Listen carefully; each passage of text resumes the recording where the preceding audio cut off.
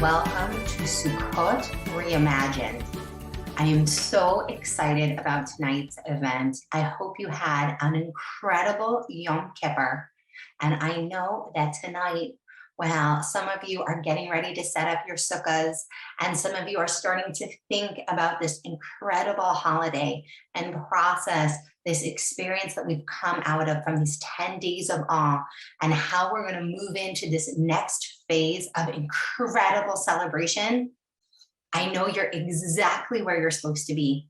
You're watching this because this is exactly what you need to hear tonight.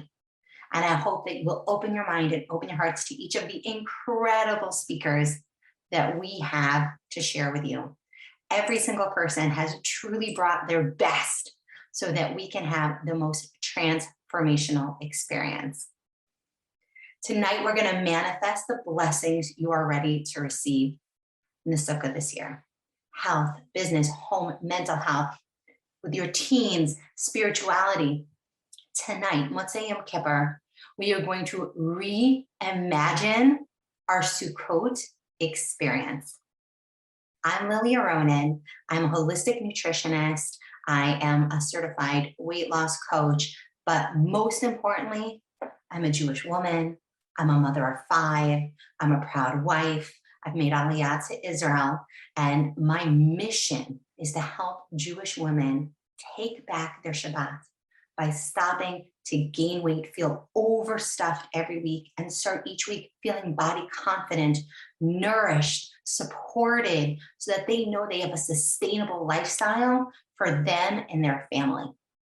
And in that mission, I wanted to bring you the very best inspiration, motivation, and honest, authentic truth tonight, so that your Sukkot experience is going to be one that is going to infuse every single Shabbos for this entire year with the blessing that was promised Rosh Hashanah, sealed Yom Kippur, and celebrated over this incredible holiday. I am so excited that we're going to get started right now. Raise your energy, take a deep breath, put a big smile on your face, get comfortable in your chair. Make sure you're drinking lots of water after this fast, and we are ready to go. Tonight is Sukkot Reimagined, and we are going to manifest more health, more wealth, more relationships, style, organization, everything. Let's get in the big picture now. Everything is energy. Your emotions, your thoughts are exactly what is turning into action. On Yom Kippur, the more that you thought that things were going to be okay, the more that you read the prayers at home with your young children, in shul, the more that you spent even 1 minute being present with those words, that infused your actions with holiness. That infused your coming year with the ability to get and be sealed in the book of life. In this holiday of Sukkot, we can think, feel, and live our way to seeing certainty that we are going to have a great year. With all of the challenges of the last year, with all of the challenges that we see are still coming up and not finished in the coming year, we have to work on, develop, and bring and raise our faith that we are just sealed in the book of life. We are sealed in the book of health. We are sealed in the book of Parnasa. We are sealed in the book of incredible, valuable relationships. And the more that we believe that, the more that we think that, the more that we look around us and see our kids playing with toys in a mess and see, wow, I'm so lucky I have these toys and my kids have this area to play in, the more that we're feeling and allowing that blessing to come. So it's the same thing with our environment. The more that we open up our environment to being grateful and looking for the blessings that are coming to us, the more that we're going to receive more and more blessings. The unique power of women is that we have this power, this incredible superpower to channel love onto everything we do and actually do less. And this is a huge theme you're going to see tonight is you are worthy. Right now, you are incredible. You are exactly where you're meant to be. And you don't have to do more to deserve the year that was just promised to you. You actually have to just do less, but do it with intention so that you can receive the year that has already been sealed for you. Your vision truly matters. Our preset settings, our emotions, our thoughts, our responses to those everyday triggers, the cold cup of coffee that you only get to because you stopped to make your kids lunches and drove them carpool, and then you take that sip, and whether your thought was, wow, that was such a good morning, I can't wait to get a fresh cup, or your thought is, oh, I never get a hot cup of coffee. Those preset emotions that are set to the triggers of our everyday life.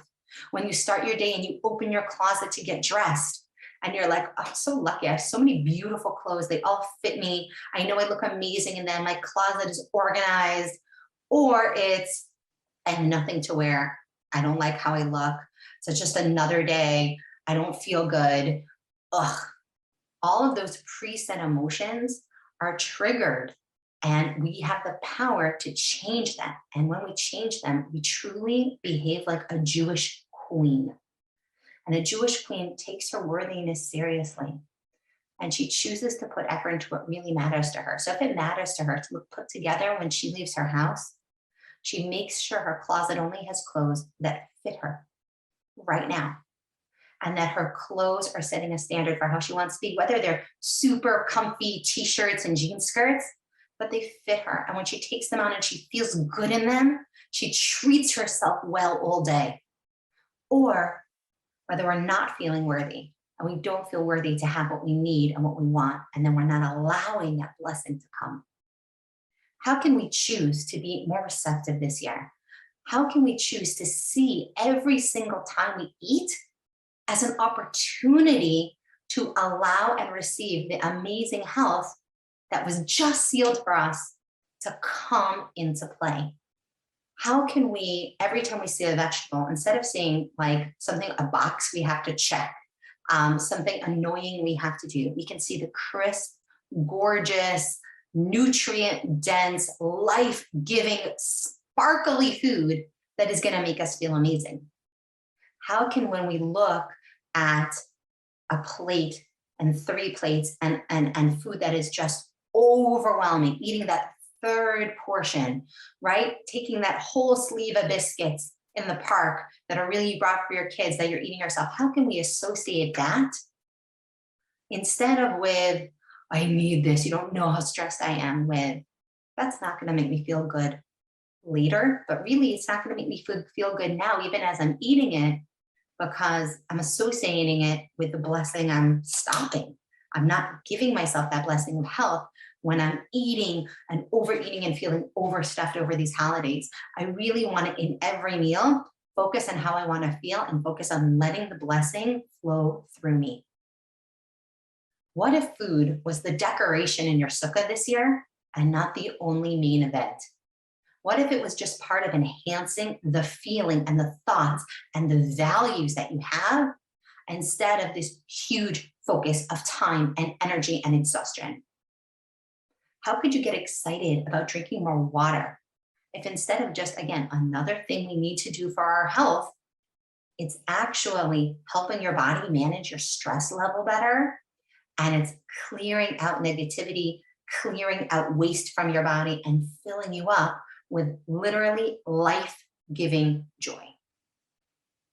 Tonight, one of the things we're going to talk about is body confidence and worthiness in every single area of your life. So I'm going to ask you, don't think about whatever you ask God for this year in terms of your health. Maybe it's to not get corona. Maybe it's someone in your life who you have a history of cancer. Maybe you have a history of heart disease. Maybe you have a history of high cholesterol, diabetes. Maybe you just want to feel good in your skin again. Don't think about everything you prayed for. That's already on its way. The result, the outcome is predetermined. You are going to get it. But ask, what can I celebrate right now? What blessings am I not even acknowledging that I already have? Can I take a deep breath? Can I move my arms? Can I lift things? Can I give my children a hug? Can I see a beautiful sunset and look at my sukkah and see the stars in the night sky clearly? Be present in the blessing of health you already have, so you can allow the blessing of health while you're eating to be coming through you. Visualize the sukkah as a hug. This is one of my favorite Divrei Torah I ever got. And one of our amazing speakers tonight mentions it. And you got to look out for that.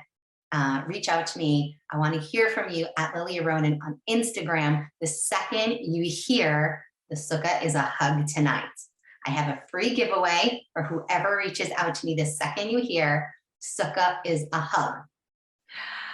This holiday really shows us about what makes us happy, and we can let go of the rest so that stops being such a distraction. To really elucidate this point, I want to invite an incredible speaker here. So join me while we get some deep, amazing inspiration and some real life truth from my special guest.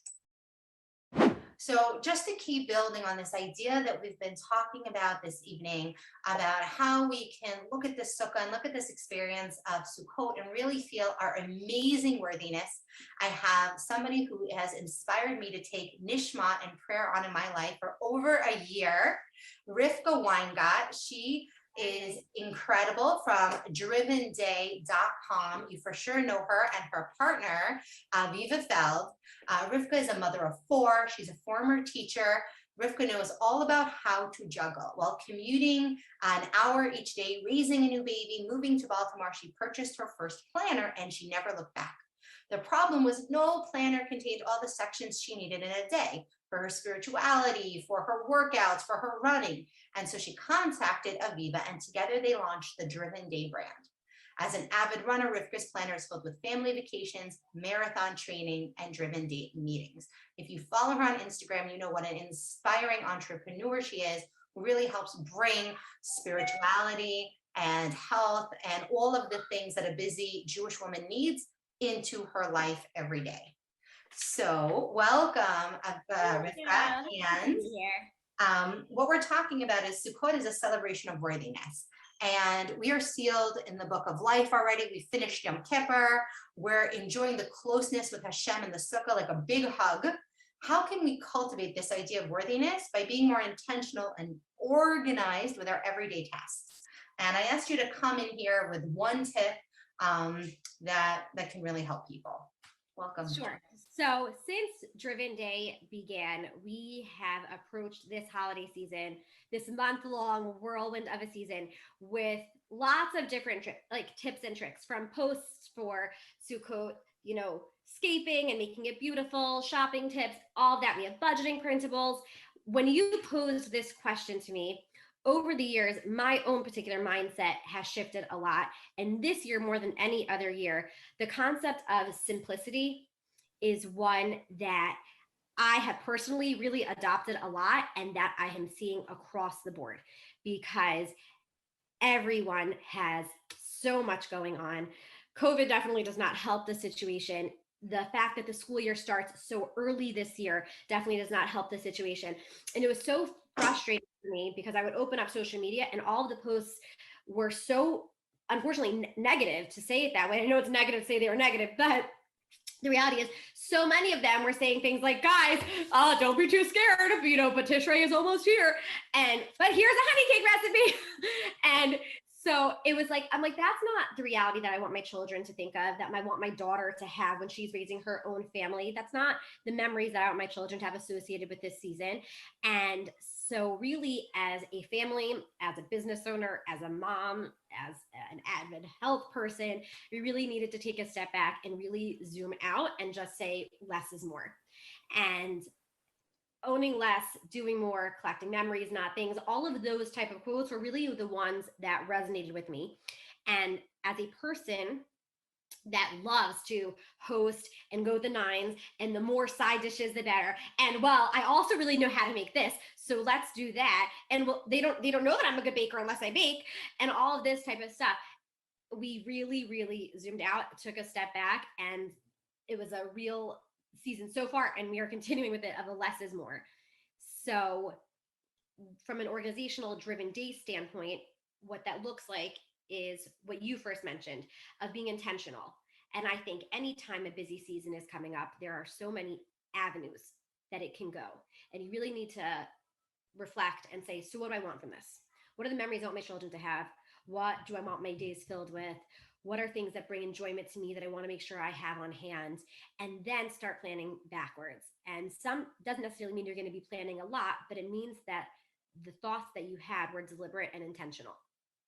So a Yes. particular Yes, yes, yes. And I want everyone to hear that this is the person who is organized, who has all of the sukkah hacks you could possibly need, telling you that the theme this year is you're good how you are. Like, you're worthy, and however you're going to show up to create those intentional memories for yourself, for your family, with how do I want to actually feel while I'm preparing these meals, while I'm serving them, while I'm hosting. Do I want to be an exhausted, overdone mess, but my sukkah looks amazing? Or do I want to find a balance? Right, 1,000%. And there are plenty of people that really do get such joy from doing the tablescape and making their sukkah look beautiful. And they shouldn't be apologetic for wanting that as well. The important point is that you're doing what serves you best and what you enjoy doing and what makes you happy. Um, so when we talk about simplicity and providing joy over the Yom Tov season, I started with really trying to use up what we had for the times that were not Yom Tov. So the suppers leading up to Yom Tov was, more of a cleaning out my fridge type. And I cannot tell you how happy my husband is, because he is definitely a more simple person that way. And it has been so nice to just open up the fridge and be able to see everything, using up sauces that you had, rice. And I even had one day we came back from a hike as a family. I need to get like supper done in like a half an hour type. And I literally put everything that we had in the fridge in a pot. I think I had half a pan of chicken with couscous that had some vegetables in it. I dumped a can of tomato sauce in it. I had some meat from Shabbos I cubed. It was devoured, and no one was like, "Oh, what's everything in?" Like, it was delicious. So a lot of times I'll think like leftovers automatically, or trying to use up what you have will lead, especially your older kids, kind of realizing, and they loved it. So it can be something very special. Not only that, but you took it and leveled up another area of your life, which is your relationship. And I think that that's the key when we're really being intentional and specific in what we're doing. Is we do need organization and lists, but sometimes the list isn't to do more. It's to say what actually belongs on my list and why. Getting stuff out of the fridge makes it easier, it makes it better, but also makes my husband happy. And Yes. that feels really good too. And he's a really smart guy, and I respect him so much. And he's absolutely right. It is so nice to open up the fridge and not see a ton of stuff all the time. And it is so nice to not be spending so much money on groceries and now have that for other things that are, more important to us.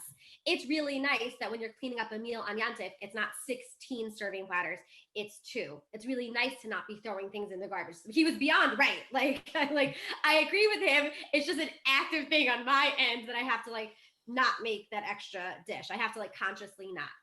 But that piggybacks on what you were saying, which is planning doesn't necessarily mean that you're planning to do stuff.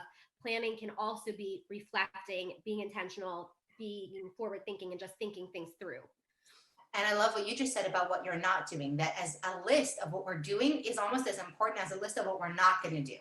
If I find myself yelling at my kids because they're not putting up the sukkah decorations in the style I want, okay, maybe that needs to go down like a notch in my level of importance. Or, I want to bake the last dessert that I know my kid really likes, but the amount of tension in the house to bake that is certainly not what they would choose if they had to pick between one of these two things.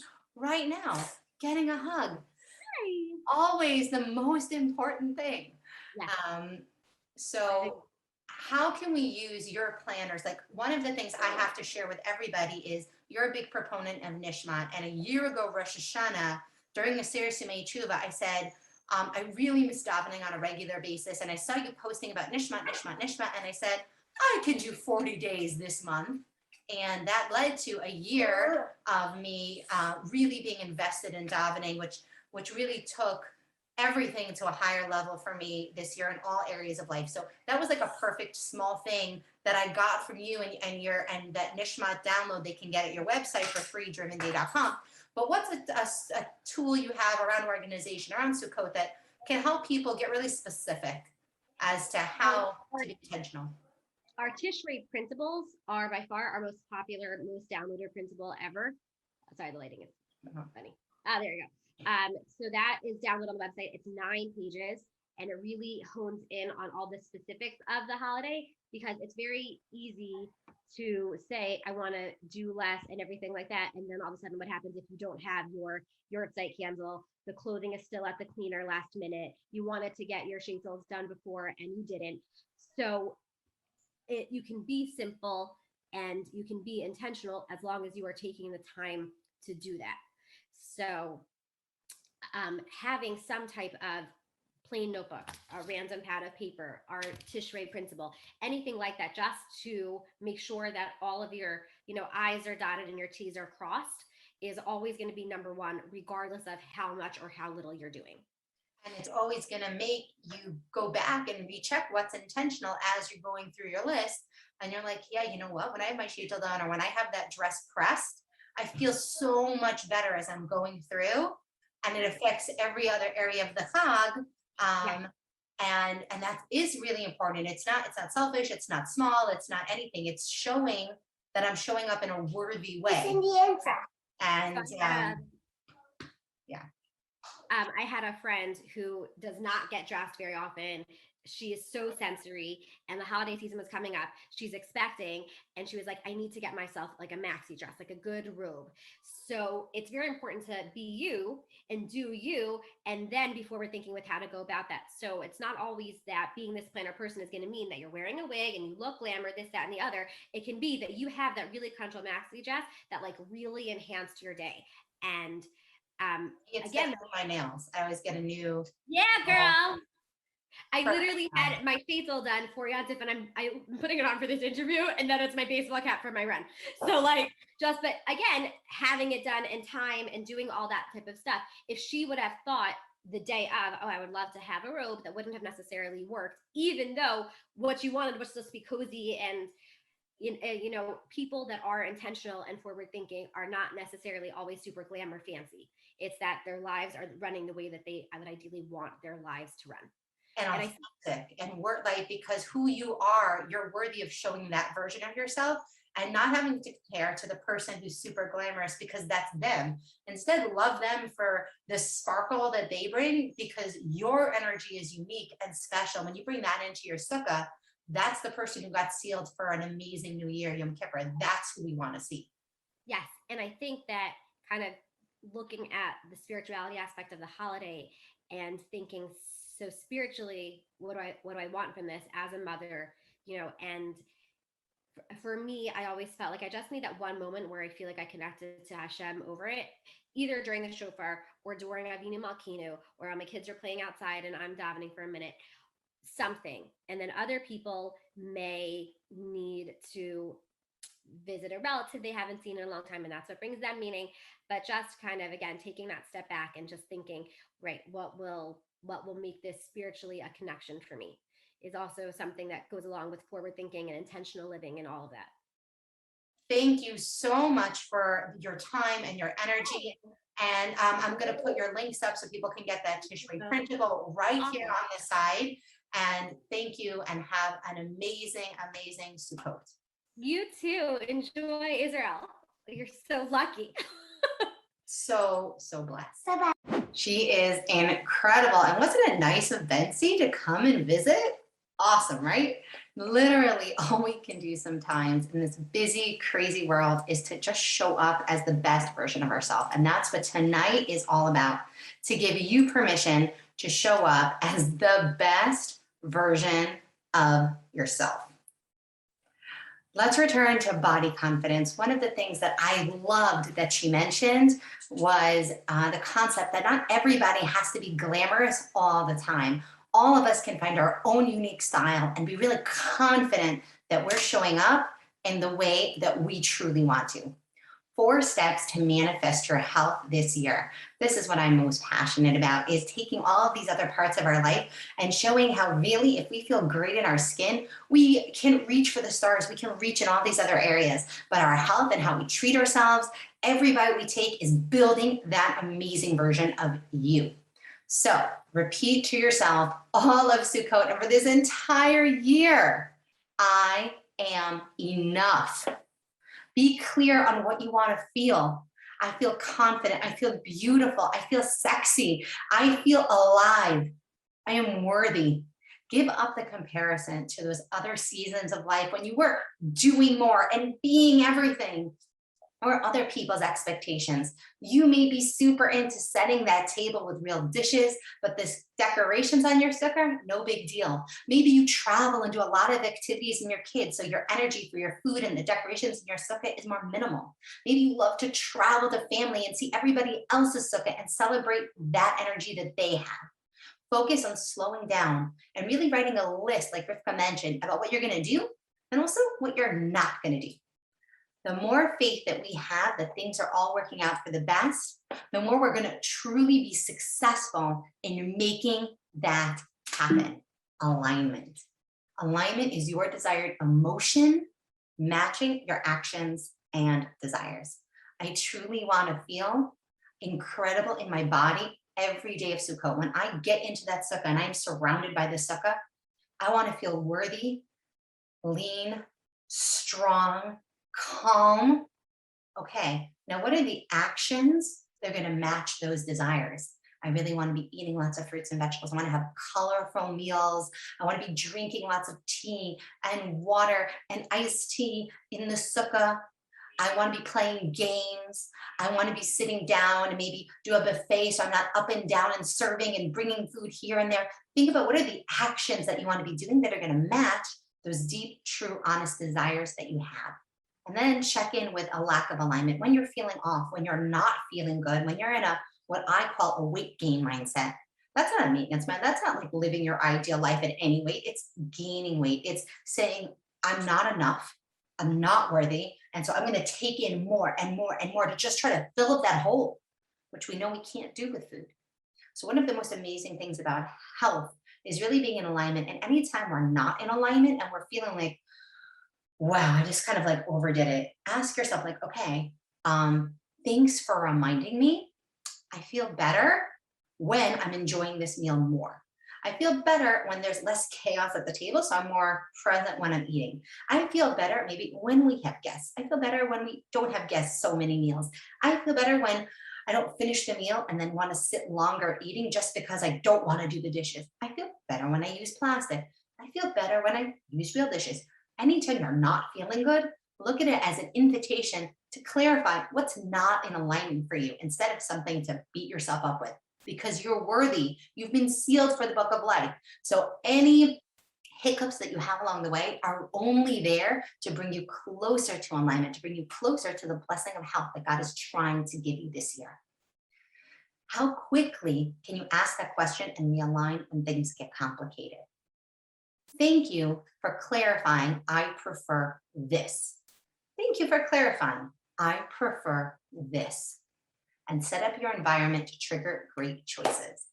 One of my favorite guest leaders is going to talk about how to set your table and what kind of foods that you want to have. But one of my favorite rules that I give out and will be an attachment here to all my clients when it comes to the holiday is I personally plan for every carb, 1 to 2 proteins, and 4 different vegetables. And then I know I have a beautiful, colorful, abundant table with food everybody likes, but I have a variety of foods that are going to make me feel good. So even if I eat everything that's out, I know my plate's going to be proportionate to things that are going to make me feel incredible. Are you guys ready for our next special guest? Every single person tonight is adding tremendous value. And I can't wait for you to hear what our next speaker has to share. Hi, everybody. Thank you so much. And as you know, we've been talking about this amazing blessing of Sukkot. We've been talking about how we can do less, but be present more. And our next guest is somebody amazing who I met through Instagram. She's incredibly inspiring, a shlucha in East Hampton and Montauk. She's been a shlucha there since 2013 with her husband, Rabbi Etzik. And this is Musia Baumgarten. I want to say Musica because I look at your name and it just reminds me of music. Musia Baumgarten. She's brings warmth of Chabad to all the Jews in Montauk, and she's really fulfilling his mandate of doing all they can as an amazing couple with her in-laws to bring Mashiach. I'm a huge fan of Chabad. My parents were very, very involved in Chabad, and I've been loving the stuff you've been putting out, and I felt I was really excited to have you on. We had an amazing conversation, and all the things that we really want to highlight here this year. So when we were talking about Sukkot being a celebration of worthiness, that we are sealed in the book of life, that we're enjoying our closeness to Hashem, and how can we cultivate that sense of worthiness, that sense of being intentional. And the first thing you brought up to me was your story and how you spend the holidays and how you manage all of your many, many hats as a busy mom and a shlucha. So I would love if you could share with us one tip, one thought about being present and how it affects us and something we can do to make it more practical in our day-to-day lives. Thank you so much for being here. Okay, thank you, Lily. Hopefully I'll be able to give the message across as I did on the first go. So as a mother of young children and as a Chabad shlucha, the holidays are extremely busy and can be extremely stressful and overwhelming, especially the way the calendar falls out this year. On Friday, my kids thought it was Monday. Like, nobody knows what day of the week it is, and we only had Rosh Hashanah. We didn't even do Yom Kippur yet. So it's a really, really hectic schedule. And on top of my responsibilities as a mother, I have responsibilities to my community. We have a large crowd for all the Yomim Tovim. And this year we actually hosted Rosh Hashanah on our own for the first time in Montauk. So everybody can relate to this because I don't think a single person this year went into the holidays feeling like I'm going to be lackadaisical. I have it all together, back to school. Everything is easy peasy after the year that we've had. So I think we're all resonating with the challenges, even if we're not shluchim. Right. That's what I'm saying. The schedule, and it's just hectic. There was no like week in between camp ending and school starting. There was no break. It's just go, go, go, go, go. But normally when we're in East Hampton, which is where we've been for the past 8 years for Rosh Hashanah, there's a lot of other people around, and I don't have to be the face in Shul. I don't have to be that Rebbitzin figure in Shul, guiding people, helping people, welcoming people. And in the past, my intentions going into Rosh Hashanah was always, I will take care of my children and I will not stress about trying to be here and there. And I will go to Shul.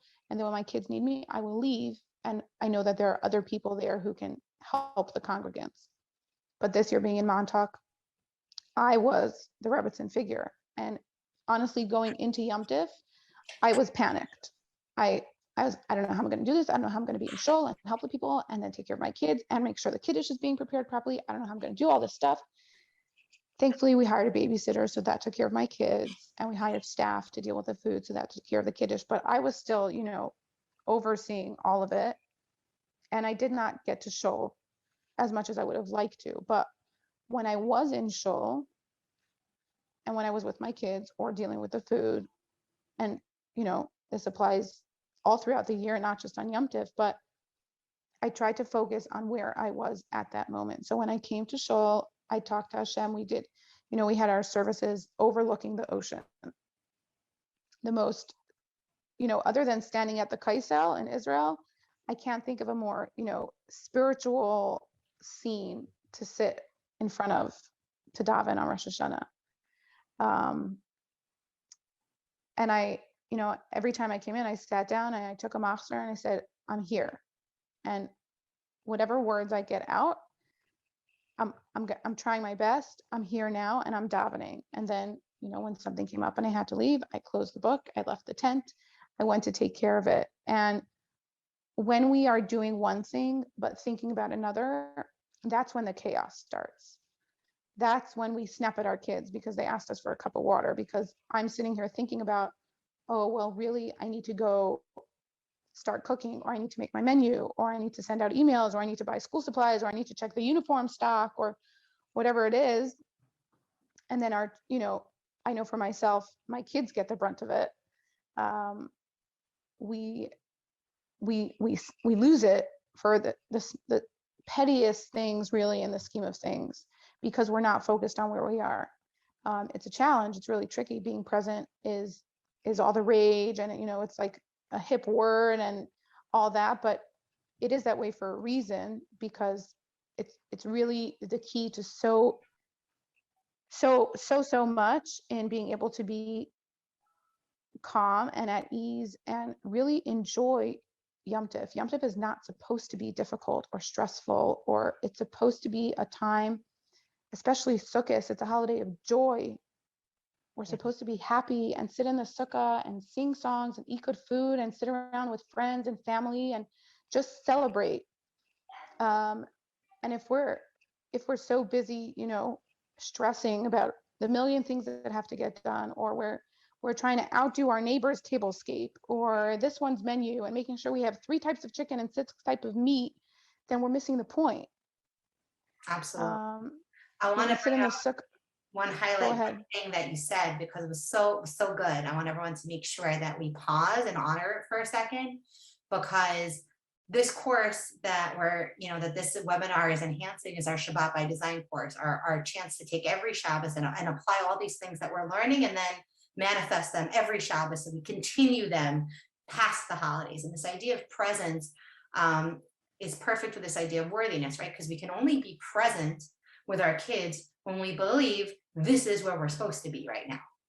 When I'm worthy of the time to just be doing one thing. And there's, for women, this thing of women are such amazing multitaskers.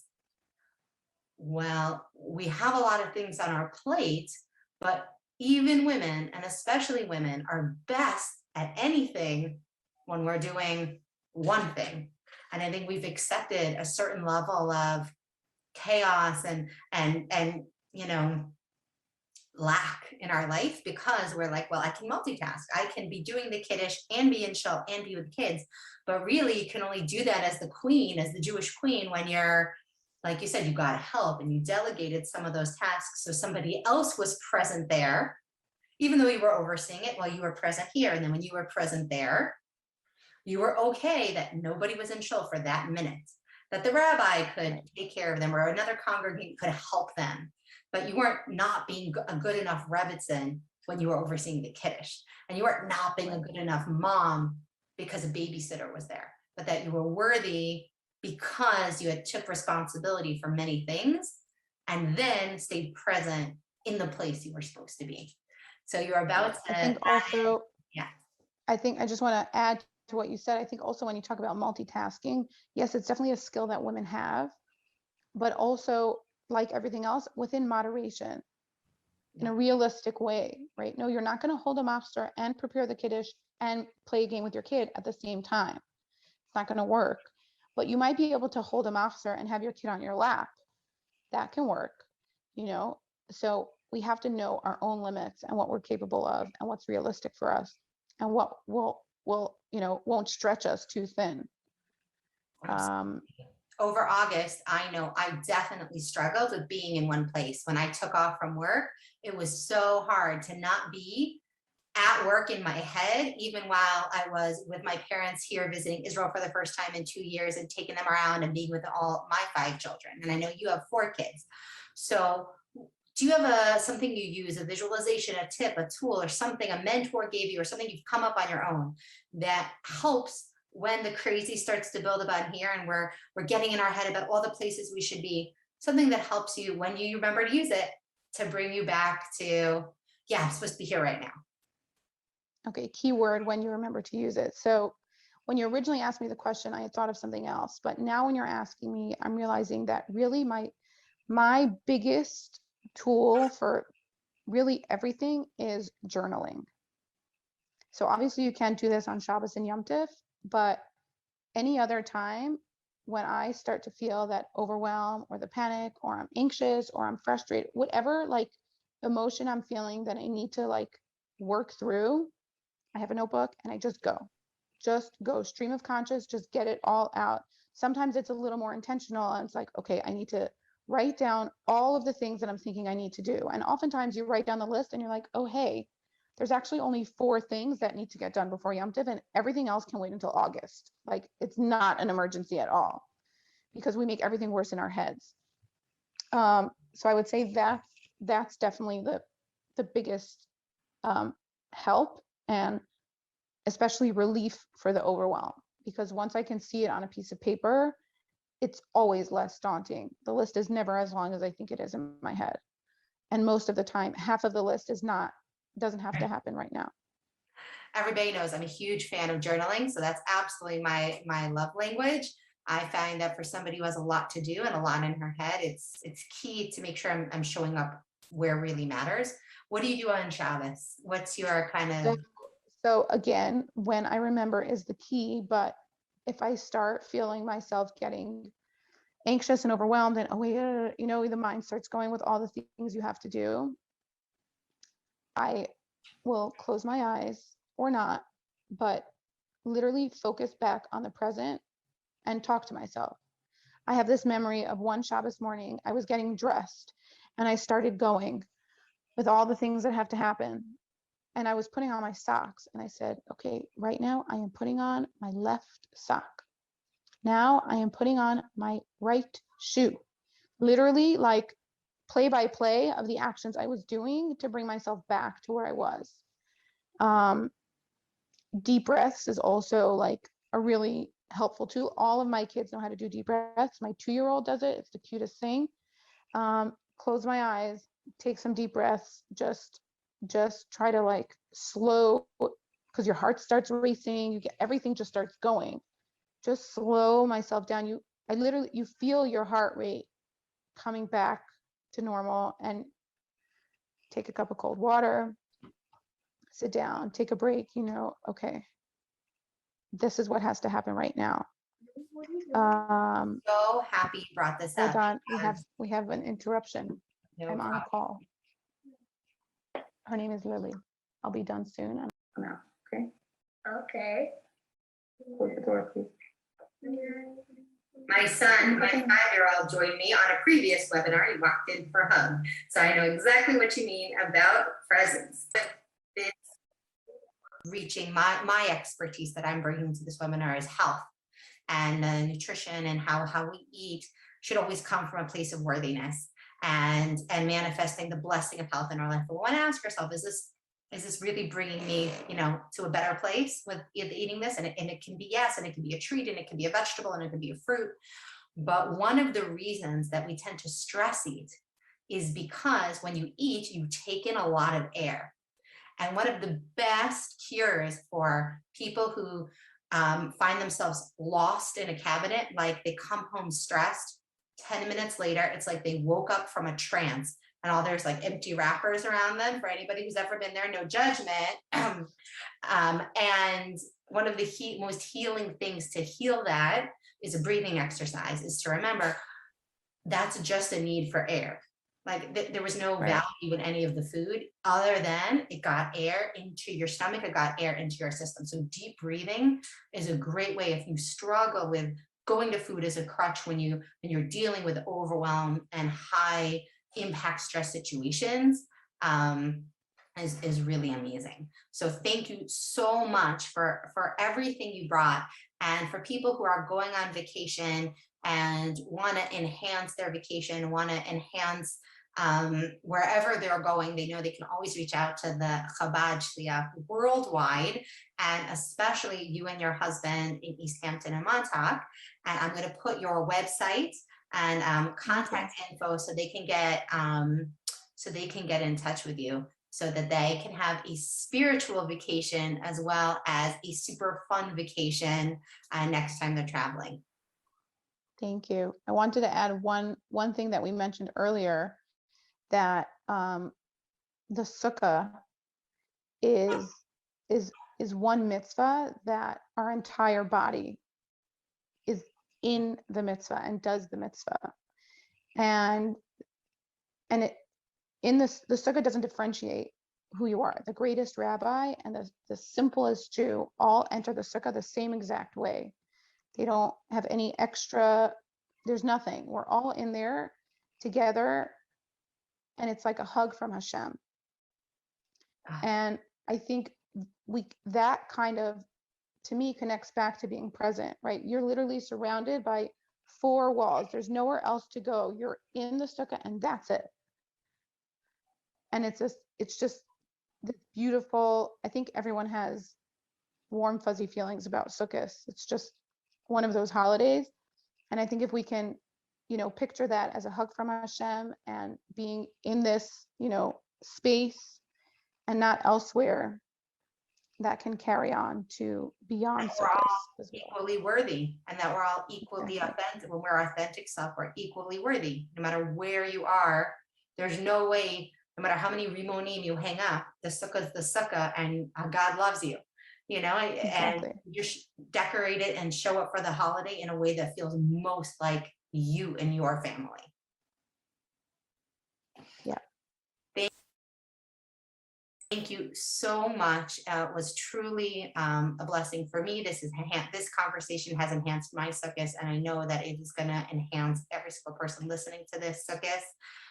Thank you so much for your time, and Chag Sameach. Wasn't she incredible?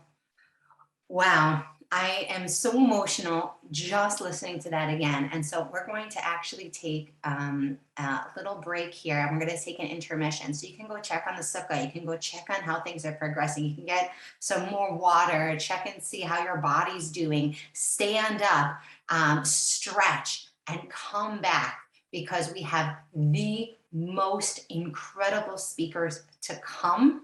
And I'm so excited that as we're going into Sukkot and as we're finishing up this incredible aspect of Rosh Hashanah, starting to get a vision of what you want, working towards that mindset through Yom Kippur, being sealed, and then celebrating it and putting it into action. Well, that's exactly what Shabbat by Design is all about, and exactly what our elite coaching program for Shabbat by Design is about. That is starting after the Chagim. So we're going to come back with more amazing speakers, more content. Get a drink, check in with your body, get up, stretch, go to the bathroom, and come right back here.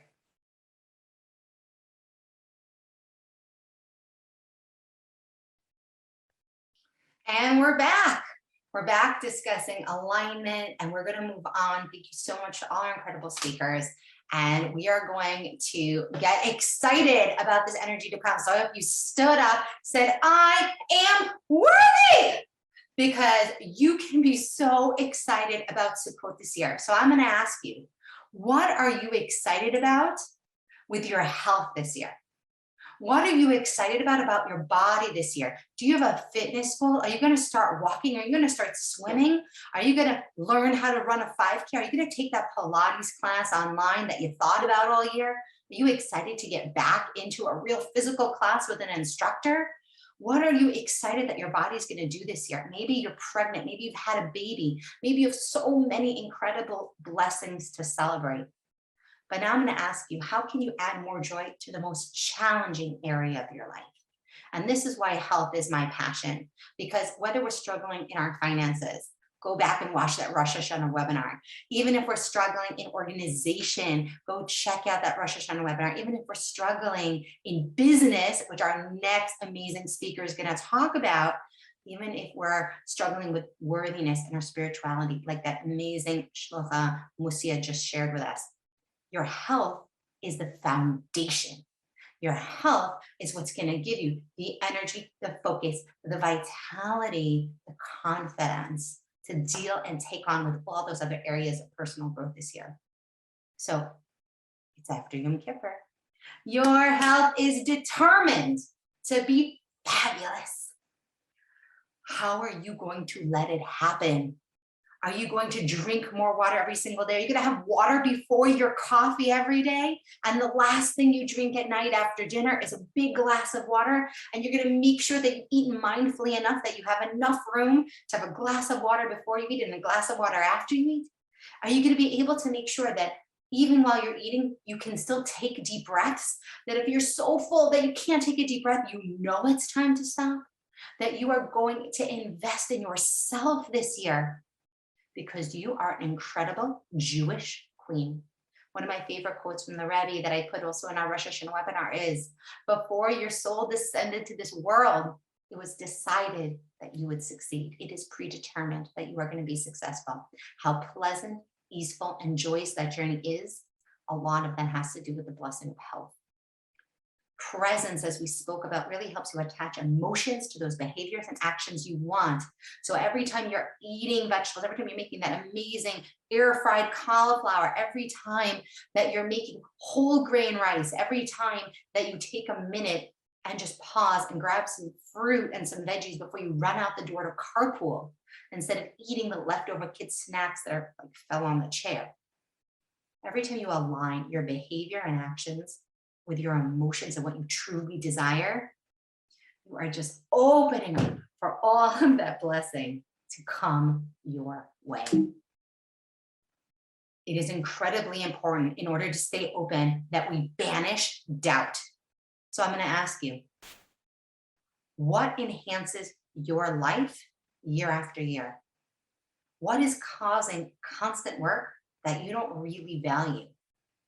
If you have contradicting thought patterns, I really want to eat healthy. I really want to all my ideal clothes to fit. I have this vision of what I should look like on the outside that matches who I truly am. But you also have a lot of thoughts that are, I can't, I haven't succeeded in the past. I've always struggled with this. My mom struggled with this. My genetics, my blood type, I don't have enough time. I don't have enough energy. I don't have enough resources. Which one of those thoughts is strongest? And we all have doubts. We all block the blessings from coming in some of the time. But just like we talked about at the beginning, use it as contrast. I don't like how this feels. I would prefer. I don't like how it feels to think that my genetics are predetermining how great I can feel in my body and how much I can feel like my body is a reflection of my soul. God divinely put this soul in this body, so I am meant to feel fantastic. I prefer that story. Figuring out what you truly prefer and ask, am I enough? Am I enough? I am enough. I am worthy. And yes, there's always more I could do, but thank God I'm going to be awake another day and I'm going to continue to progress. Our next speaker is a truly close mentor of mine, and I can't wait for you to hear how we are going to banish doubt and have immense clarity on how we're going to manage our business this year so that you can be really excited about cumulative joy. Hey, everybody, we are ready for our next special segment. And as we've been talking about tonight, this power of knowing that we are loved unconditionally, we are here, we are in the Sukkot, we are worthy. We can't talk about that without also talking about how we manage our businesses, how we manage to be the complete person who's worthy. Remember, we dive in for wealth, we dive in for success and abundance, and we can only enjoy that full part of ourselves being expressed over Sukkot when we have the right mindset. So I graciously asked my personal business coach, who I hired and who was, if I say saved my sanity in August, I wouldn't be exaggerating with how to be worthy when you're at work and worthy when you're not at work. And so I couldn't think of anybody I'd rather have come speak to you guys and share her wisdom. This is Natalie Garson. She is a business mentor and strategist. She's the CEO and founder of the Born to Do Business and leader of the Jewish Women Entrepreneurs Movement. Natalie believes that having a business is sharing a gift that we were born to give people and that we are divinely contracted to work with. And then it's our mission to grow and scale our business so we can become hugely successful, be 100% aligned and fulfilled, and have a great impact on the world. Beyond the business coaching programs she offers, creates the Jewish Women Entrepreneurs Movement, which includes the global community, global online business network, which is how I met Natalie, and so many other amazing women, and the JWE podcast, where Jewish women's empowerment are invited, entrepreneurs are invited to align with the different facets of their identity in order to fully step into their feminine leadership role in their business. So as you can see, she's truly in perfect alignment with our message tonight for you. So thank you so much. Links to her website are going to be available right here on the side of the webinar. Go visit her. She has tremendous inspiring content.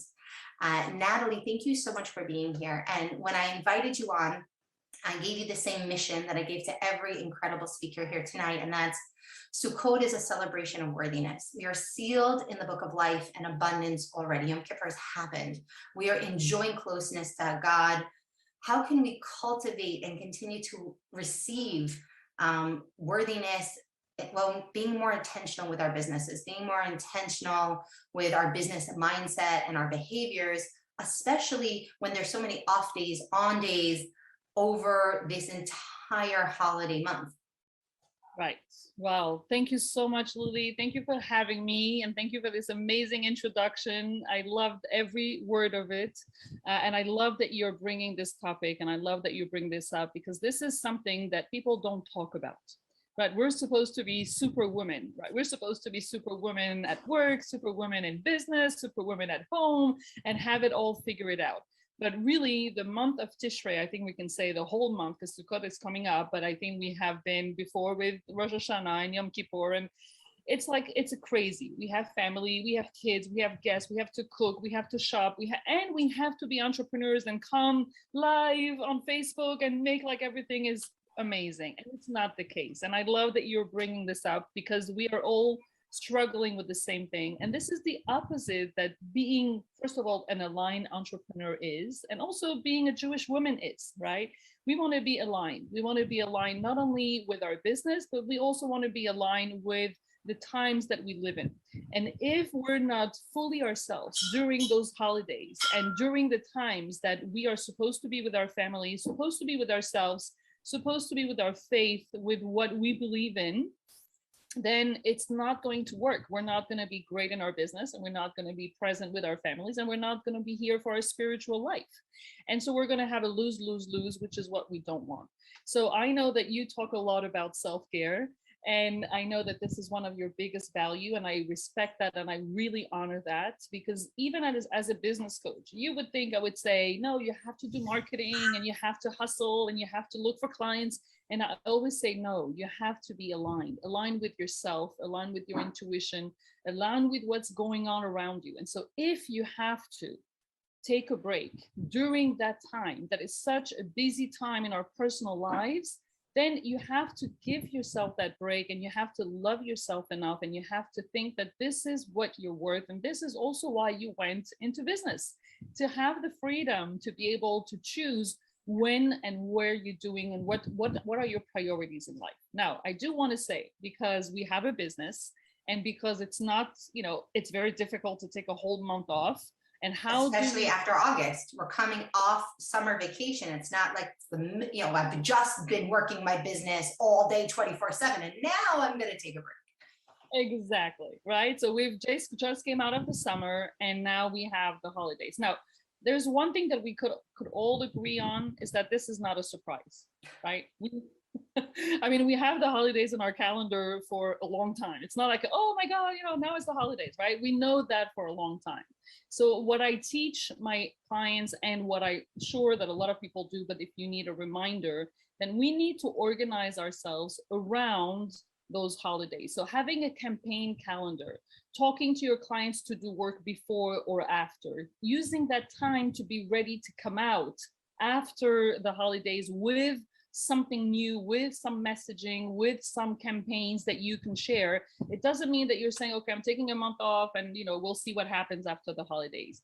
You can also use this time to really go inside yourself, to look for more inspiration, more creativity, more content, to maybe do the things that you don't do during the year, which are going to help you when you come out of the holidays, be ready to really connect with your audience, and to really engage with your business the way you had before. So it's a mixture of self-care, of self-worth, because you do want to take the time, but in order to have the peace of mind, because we know how we are, right? If we're not getting ready for after the holidays, we're going to be in our mind just, thinking about it. What, oh my God, what am I going to do? So we also want to calm down in our mind. We also want to be really sure that, no, I have everything under control. I'm allowed to take this time. I'm allowed to rest. I'm allowed to enjoy the moment and enjoy the time with my family, with the holidays, because I also know that I've prepared this in advance, because I also know that I've saved a few blocks of time to prepare my campaigns for after, that I know where I'm going.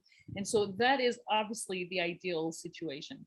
If you haven't done it now, it's okay. It's okay. Just wait until you have the right time so that you can sit with yourself and think about it in a way that is going to bring you this peace of mind, this alignment, and without hustling and without, oh my God, I have to. Because as you know, as I always say, it's not what you do, it's how you do it. And so if you do it from a hustle place, you're going to, anyway, everything you're going to do is not going to come out the way you want it. So I want to pause you right there, because there were so many gems of wisdom that have changed my life that I've gotten for you, that, and some of them you repeated right here. So I really want to highlight them.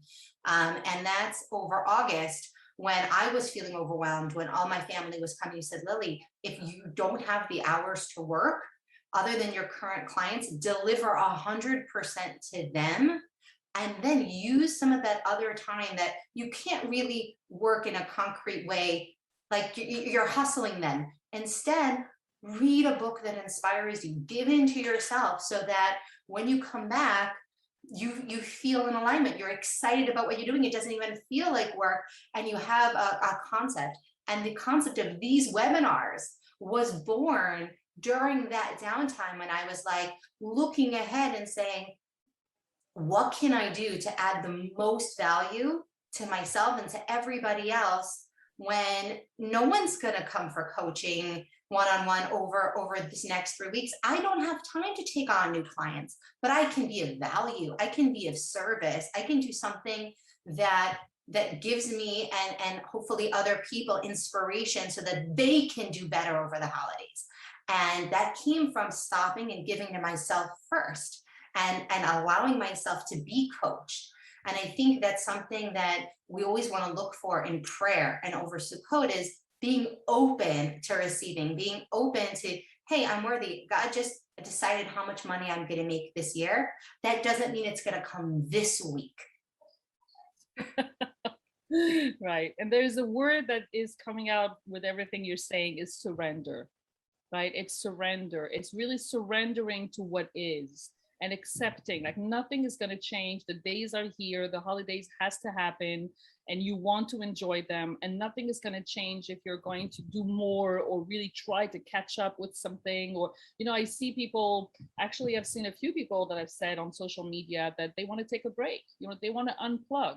And I really, really admire that, because you also want to say, you know what, maybe this time I want to unplug, or maybe I want to watch less my phone, maybe I want to go more with my family. So those are decisions that we are allowed to make, and we're allowed to really respect ourselves. And I love the fact that you said that by taking time for yourself, this amazing idea that what you're doing now, bringing value to so many people, is born from this time that you took for yourself. So we never know what could happen when we connect to ourselves, right? Absolutely. And I think, just thank you so much for being here. You talked about content calendar, you talked about planning some ideas in advance. And I know that you specialize in working with really creative entrepreneurs. And we love bright, shiny, creative ideas. And one of the things I've gotten from working with you is I had this bright, shiny, creative idea about a webinar, but then there's just the day-to-day of sharing about the webinar, posting the clips of the webinar, sharing the link of the webinar, still focusing on the webinar long after. There's the excitement of recording the webinar. And one of the things that you're so good at coaching people through is how to create value, but then how to also input the discipline to maximize the value they've created. So for people who are going to rest, they're going to be present, they're going to give to themselves, and they get inspired, what's one tip that they can come to you, maybe content you have on your blog, content you have somewhere that they can come find that's going to help them to get a little bit more discipline in with that creativity that they're going to be allowing themselves to have so that they feel super productive in the creativity time? I love that question. I love that question because it's a perfect balance between creativity and discipline, right? This is the creative people, they have to work on their discipline. And at the same time, we don't want to lose this amazing energy from the creativity, right? So I love that question. So what I always say is try to catch your inspiration when it happens. Because when you're a creative person, you're always going to have a moment during the day where you're going to feel this creativity or this inspiration. And what we want, much more than the content is important, but much more than the content is the vibration level, is the energy level that you're on when you have this creativity. And what I say for those of you who are easy, comfortable with the camera or with the live, is when you catch this moment, just go live. Don't wait until, oh, I scheduled to go live from 5:15 to 5:30, and then, I have to do my live because this is exactly what I'm supposed to do. No, do it more in an organic way. Maybe you're cooking, maybe you're playing with your kids, maybe you're going out shopping, and all of a sudden you have an inspiration and you feel the moment, and you take your phone and you go live and you say, wow, guys, this is amazing. I'm just doing this. This is what people want. This is how people want to be engaged. People want to feel your energy. They want the content, of course, but the energy of the moment, being in the moment and being yourself also.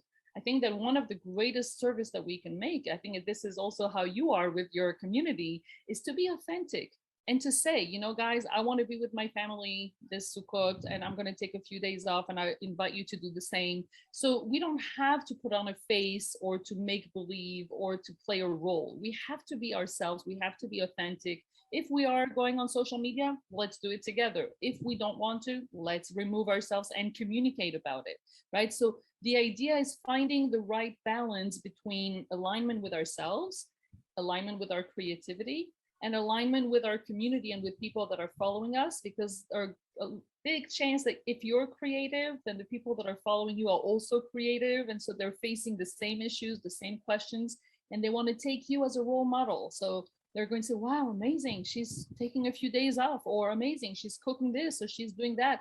And so that is the way you want to be with your business. It's not about doing, it's about being. So that is the tip that would really give, is be yourself, connect to yourself. And by being yourself, you're going to attract even more people than you think. That's the market. Something else you told me is that when I was going to I took some social media time off in August, as you said, so let's say you don't want to go live because you're trying to take a break, and then you got to follow up with people, and it's like a whole thing. Record just the video. Just record it on your phone. And then when you're ready and you have time, you can. And that was huge for me, your insight of being in alignment. I love to be spontaneous and creative and have ideas, but sometimes that it's not as professional because there's typos, you're throwing it out there. And one of the things that I'm really working on with you as my coach is the pause. Get it out there, be aligned in your best energy, and then you don't have to post it right now. So I want to give people that option too, that if they want to give themselves permission to have a social media break, but still they're doing all this development, they're reading books, they got some new books for Sukkot, to sit and read in the sukkah. Like, imagine that for a second, everybody. Visualize you have a business book you've been dying to read on marketing, on sales, on helping your clients better, on coaching, on development. And you're sitting in the sukkah in this hug from God, like one of our previous people said, worthy, knowing that all the money's on your way. And now you're taking action to make sure that you're ready to receive it. And I think that's like kind of a perfect way to bring it together. People have to go to your blog. You have so many amazing tips. Also, they should be following you on social media, because how I first found Natalie was her incredible networking events, as well as her free trainings that she does, which are of equal quality to the trainings that she does for us in the paid program. Literally, we're watching the same training. And so you really don't want to miss those. They're incredible value. Thank you so much, Natalie, for being here and giving me your time, and to everybody. And thank you for doing this and putting this together. I think this is an amazing value for everyone who's watching. Thank you so much. Wasn't she fantastic? Oh my goodness. This is why I am so blessed. And I had to share that blessing with you guys, because the people, these people who I get to be inspired by, you know, have really changed my outlook and my entire life. And I want you to have that same experience, whether you knew them before or not. And if you are not really being careful about who you follow on social media and the messaging you get, that's something you definitely want to take on for this new year, so that you can vanish down, so that you can be more aligned and successful. We're almost done, and I can't believe we only have 2 speakers left tonight, but I want to introduce the next speaker while we talk about raising our vibration. And this is where we talk about faith. And I know maybe you're like, vibes, vibration, I don't know, that's a little woo-woo. If you've walked into a room and you can feel when someone's in a bad mood or someone's in a good mood, you know there's something called vibration, and it's faith. The shofar is literally like the vibration of God's voice, that sound, that wave of energy, and it is real. So Shabbat is that weekly opportunity for you to recharge your faith. All these things that we're talking about for Sukkot, you have a Shabbos in the middle of Sukkot, you have Shabbos before Sukkot, you have an entire year of Shabbos afterwards. Take notes on this webinar, take your favorite ideas and just apply a baby step of one of them each weekend for this year. And you are going to have the most incredible transformative year. And you're going to look back to Rosh Hashanah and you're going to be like, everything I wanted happened for me. Mind blowing. That's how it works. It's not snap your fingers magic. It's getting clear on what this path that you're going to walk is, and then taking every day, every Shabbos, every week, one step after another, recharging, pausing, adjusting, and keep going. You really want to focus on, I am a match for what I desire. If I want to help people on a big scale, if I want to truly be a mother that has a deep, close connection that lasts a lifetime with her kids, I want to be a match for that. And when I'm not, I want to be like, thanks for reminding me. I prefer to talk quietly and not yell at my kids. A lot of ways that you can increase your vibration if you're having a low vibe day. Get outside into nature, take a walk, sing a song in the sukkah, acts of kindness. When you get out of your own head and you don't do something from a place of I have to or people pleasing or resentment, you truly do something because you're like, I have time. This person doesn't have time right now. I have resources. This person doesn't have a resource right now.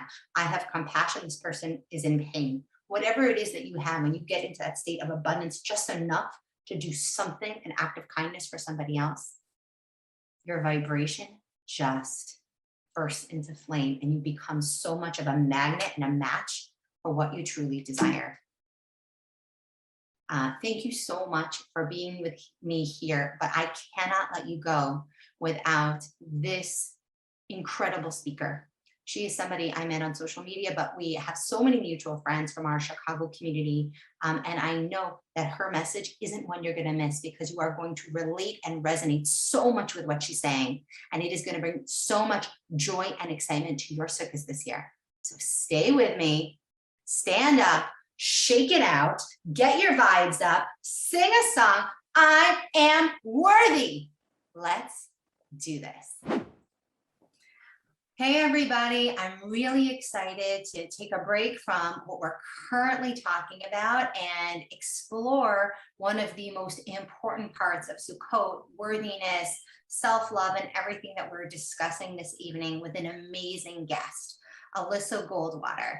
And as you know, tonight we have been discussing worthiness. We've been discussing the blessing of being in the sukkah. We've discussed how everybody is equal in the eyes of the sukkah, no matter how big rabbi you are or a regular person, everybody keeps the mitzvah in the same way. All you need to do is be inside the sukkah.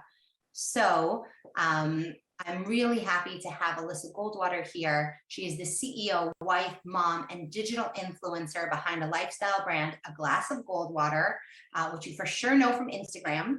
Merging motherhood with humor, A Glass of Goldwater has become a community and support network of over 55,000 women across the world. by having hard conversations about difficult topics such as mental health, body confidence, and the unspoken struggles of motherhood.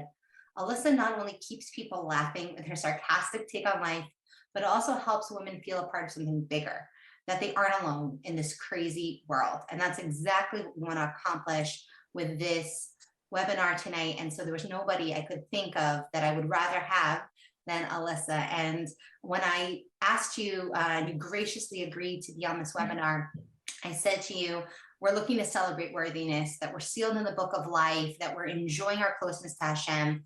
And I asked you to give us one idea for how we can cultivate worthiness with being intentional with our mental health over the holidays when there's so much stress going on.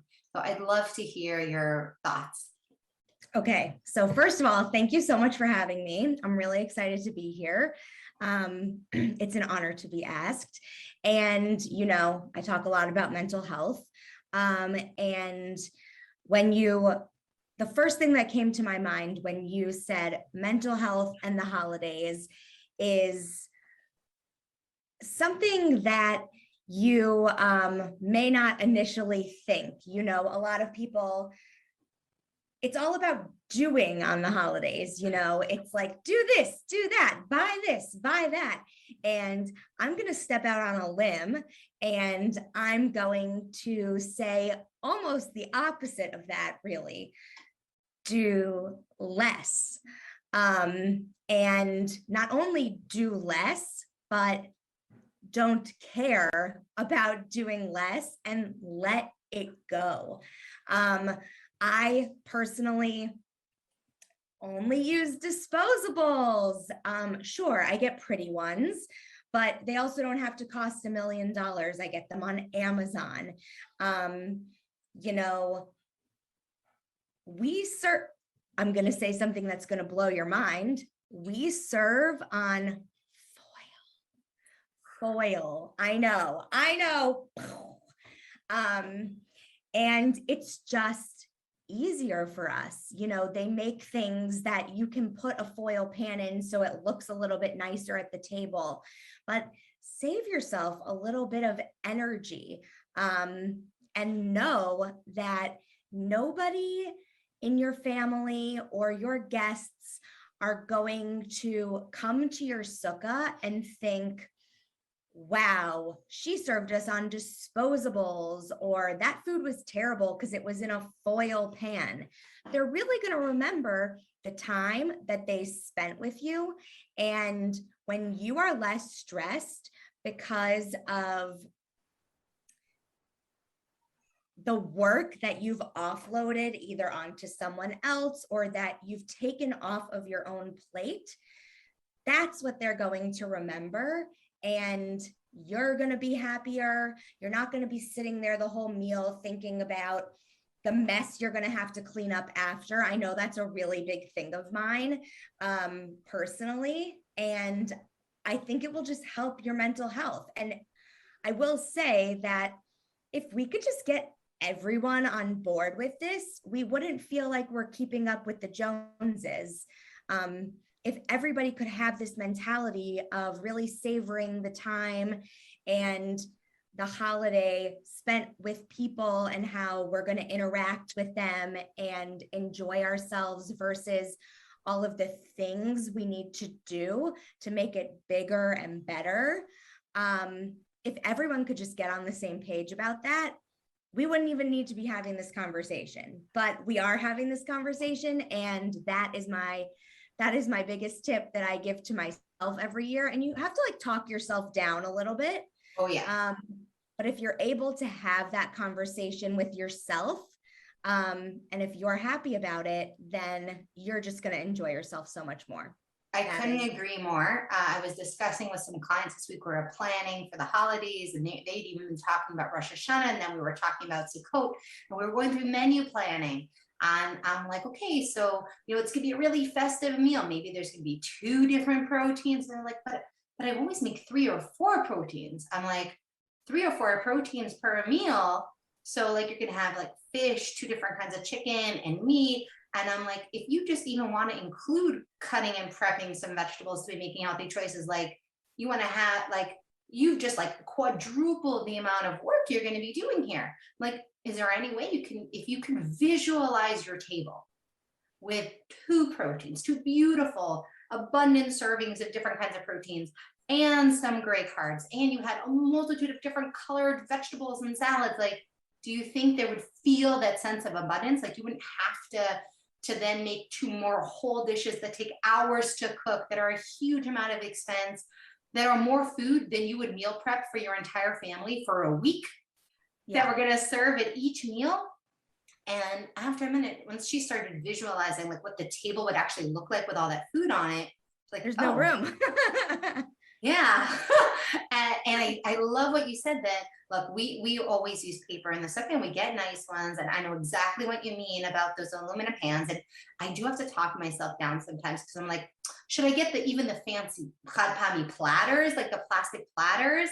And I'm like, why? Like, that's like another $30 you're going to spend on platters that are going to go right into the trash, when you can get this reusable thing that you're going to put the aluminum pans in for every meal throughout the holiday. Like, it's not that we mind spending the money, but like, isn't there something else? Like, couldn't I spend an extra hour of cleaning help? Like, something else I can take off my plate than this? Yeah. And I love how you're coming at it from this mental health perspective, especially somebody who, if people go to your Instagram, we know you like nice things. We know you take pride in your home. We know you take pride in your sukkah and in your garden. So to hear everybody really be on the same page and say, yeah, we take pride in these things, but we're really intentional in what we're doing. So you're not, you're making beautiful chad pani, but what are you investing your time in? So you have little children. What is something that you're like, well, I'm not putting my time here, but I really am going to put my time here instead? That's a great question. So definitely, I mean, I do like sukkah decorations. So that's sort of my one thing that I put my energy into, instead of, trying to do everything bigger and better. I sort of focus on one thing. And Rome wasn't built in a day, and neither was my sukkah. It's been 4 years now of gradually adding on to the sukkah. And last year I painted the inside of it, and got some vinyl posters that are really beautiful. This year I got some more vinyl posters to sort of add to the vibe. I always, buy a couple of things for my table. I sort of do a theme, but that is where I put my energy. And also, including the kids in that process. So they're really excited about decorating the sukkah together. They make their own sukkah decorations. I've reserved a whole wall in my sukkah specifically for kid projects. So it's like very nice, 3 walls, and then 1 wall I've let it go again, and made it so that the kids really like it. So I would say, for me, it's decorating the sukkah, but pick one thing that you feel passionate about for the holiday and go with it. I also put energy into Chol Hamoed trips. The kids, it's just me and the kids. My husband can't take off work for Chol Hamoed, so I try and do something fun at least one day, not every day, but I try and do something really out of the box and fun one day. And we make memories, they remember it, and I'm not like freaking out because I have to plan something for, 3 days. So I love that. Yeah. So let's clarify some of it. I think there's so many good points in what you said. So first of all, take some of the pressure off, and things that are a lot of cumulative work. Like using dishes isn't just the work of having the dishes. You have to have the dishes. There's schlepping them to and from the sukkah. There's worrying about the breakage with guests and kids. There's then clearing and washing and putting away. So you're talking about a lot Which of is the worst cumulative part. That's work. the worst part. And so by switching out for Khad Pami or for plasticware and disposables, you're saying, okay, this thing that actually is 12 steps of work that I don't acknowledge, I'm acknowledging it's 12 steps of work. And now I'm going to put my creative energy into decorating my sukkah because that brings me joy. And it's something that is actually less work every year, because every year I'm adding one element, I'm investing myself, and I'm getting benefits year after year after year, versus something like, it's like the laundry pile. Like, Right. who wants to keep folding that same endless pile of laundry? There's not that sense of progress and accomplishment and building there.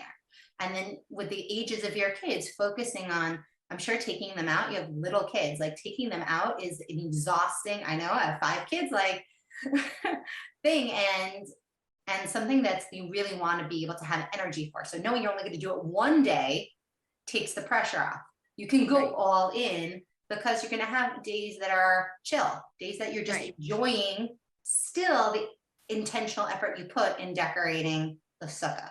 So I want to clarify for everybody just the wisdom in everything that you shared, that it's about looking for cumulative things that are cumulative work that you're not noticing and removing those, and instead replacing them with things that are this cumulative level of pleasure. Yes. Amazing. 100%.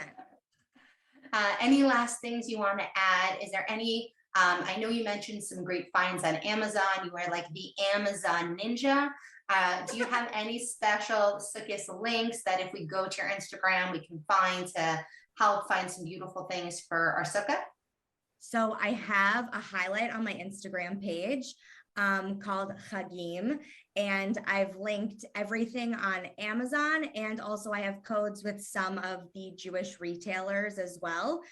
So if you head to that link in my highlight, you'll be able to swipe up to everything that I use for the holidays and that I hope you would enjoy as well. And you can support some amazing Jewish small businesses and get also some really talented artists with the sukkah canvases. Yes. These artists have gone above and beyond this year, and they have some really, really special pieces. And I have codes for you. Amazing. So people can get discounts and also support Jewish art and also support these amazing entrepreneurs. And I know many of them are women. So it's an amazing synchronicity. They're all women. They're all women. All women that we're investing in each other. Because every single person is worthy. You're worthy to be your authentic self and to invest in Sukkot in a way that reflects you and what matters to you. Thank you so much for being here, Alyssa. Thank you so much for your wisdom. And I can't wait for everyone to head over. All the links are right here on the side, and come and create a sukkah or their own unique memory that's really special. Thank you so much. Chag Sameach. You too. Isn't she just someone who you want to be like your best friend? I absolutely adored that interview, and I was smiling the entire time I got to rewatch it. I know we've been holding you for a long time and it's been a long fast day, but come back and rewatch these sections over Sukkot. Bring us into your sukkah each night like the most amazing female ushpizin, and let us bring and help you manifest joy and blessings. I have to give such a big thank you to all of our speakers, but it's not just about us. It's about how we move forward into the next generation, how we're taking all of this, putting it into our hearts, putting it into action, aligning ourselves with our mission, and then asking ourselves, how am I going to pay this forward to the next generation? And my last speaker of the night is incredible, and she's going to answer that question for you. Your kids are always looking to emulate us when we want them to and when we don't. So starting tomorrow, be mindful, be aware, listen to this next speaker about how we can take all of these things we've been doing all night, and then how can we make it easy for our kids to follow in our footsteps. Hi, everybody. We're back, and I'm really excited to introduce this next guest. This guest is a dear friend here in Israel. Her name is Jen Cantor. She started out looking to work with me to take her own health to the next level. And after she graduated, She became a certified weight loss coach herself after losing over 40 pounds. She is a certified bar teacher. She has worked with young adults previously who were here on overseas programs. And she is here today to really give us guidance and some language and some one tip for how we can take everything we're learning and pass it on to the next generation, how we can kind of do things that are going to help our family and our older kids especially take everything we're learning, this sense of worthiness, the sense of intention, the sense of getting the blessing of health they prayed for. We prayed for health for these kids. We want it to happen this year for them. So I gave Jen the same prompt that I've given to every amazing speaker that you've seen tonight. Sukkot is a celebration of worthiness. We are sealed in the book of life and enjoying our closeness to Hashem. How can we cultivate worthiness around body image for our older children, 17, 18, young 20s? Like, what can we do to give them this message that we didn't get, that we're now building for ourselves? Jen, thank you so much for giving me your time and for giving everybody this such important topic that really so many people are davening for when they're davening. Like, they're thinking about their kids, they're thinking about their kids' health. And as the mom's cooking, what's one thing we can do? First of all, thank you so much for having me. Okay, one thing that I'm truly passionate about and what I've seen works for myself and my family is keeping it simple. And I think that is the whole purpose of Sukkot. We leave our lavish houses to go into the Sukkah, which is a very simple hut per se. And that's exactly what our meals should be, more simplified. We don't need 5-course meals. Nobody needs that much food. Your daughter, who I will use your daughter as an example, not yours specifically, but and my son also thinks about his health and today and going into the army and everything. Absolutely. Yes.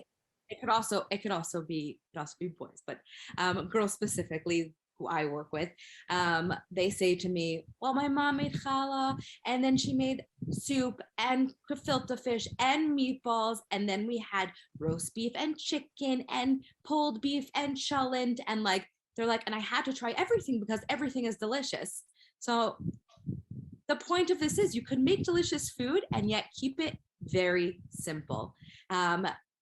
Set yourself up and your families up to have healthy and delicious meals that don't have to be overwhelming.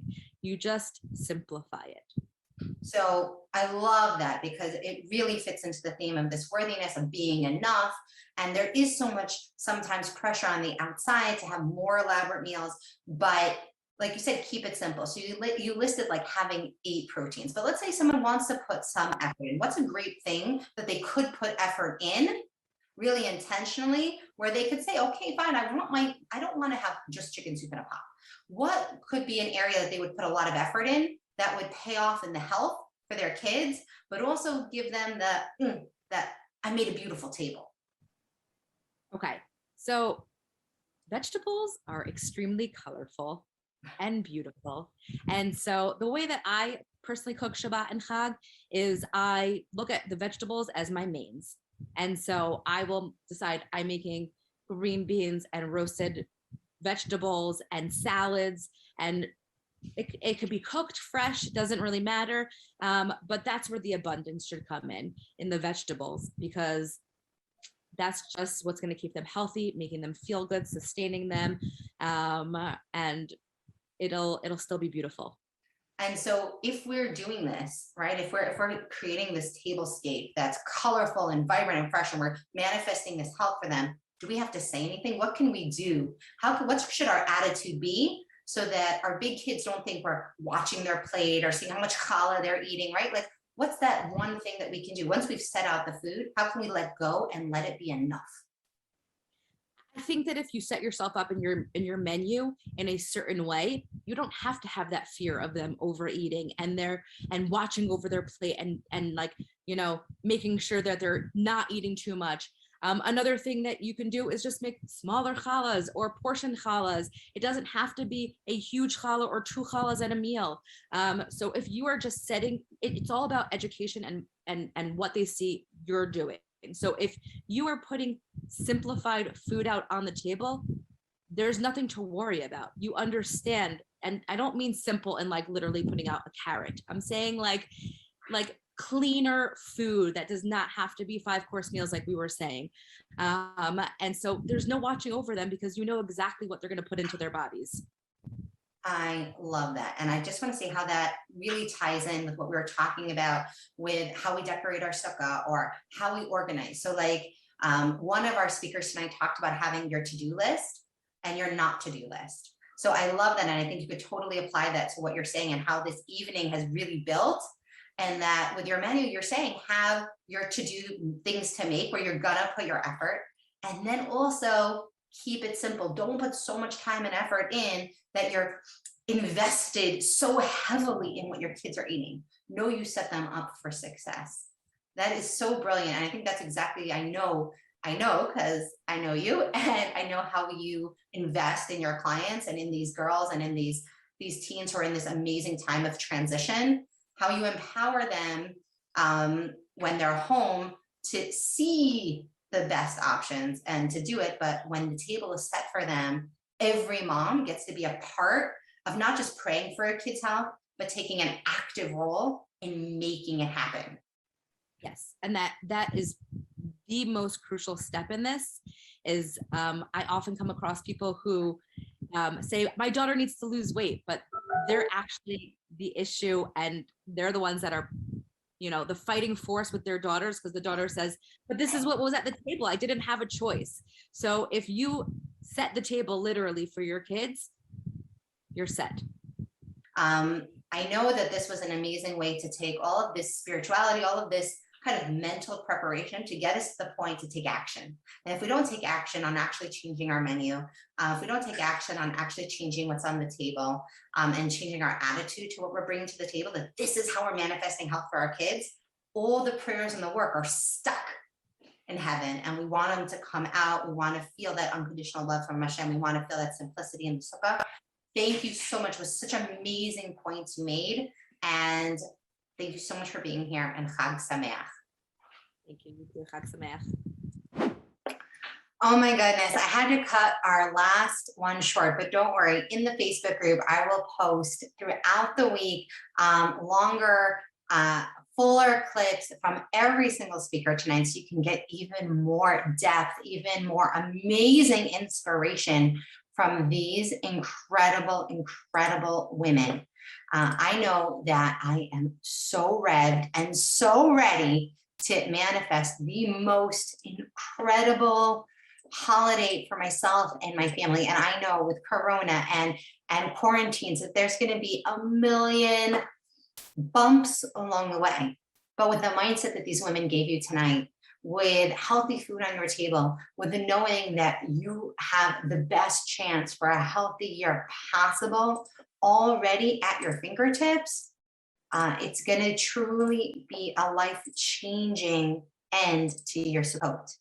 So thank you to Rivka.